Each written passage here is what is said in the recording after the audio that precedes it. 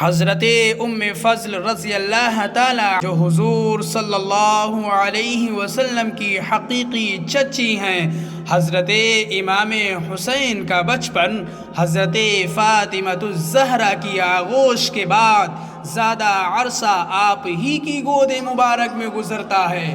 آپ فرماتی ہیں، ایک روز میں ننھے بیٹے حسین کو گود میں اٹھائے رسول خدا صلی اللہ علیہ وسلم کی خدمت اقدس میں حاضر ہوئی اور امام حسین کو حضور علیہ السلام کی گود مبارک میں رکھ دیا اور آپ بیٹے حسین سے پیار و محبت کا اظہار فرمانے لگے۔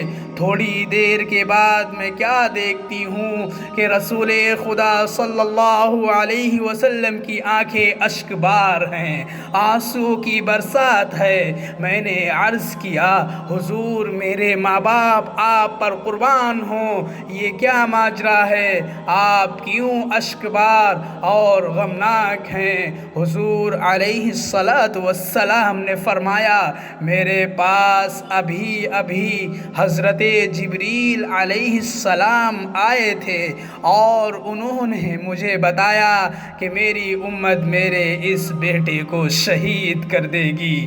میں نے گھبرا کر عرض کیا، یا رسول اللہ صلی اللہ علیہ وسلم، کیا اس پیارے بچے حسین کو امت شہید کرے گی؟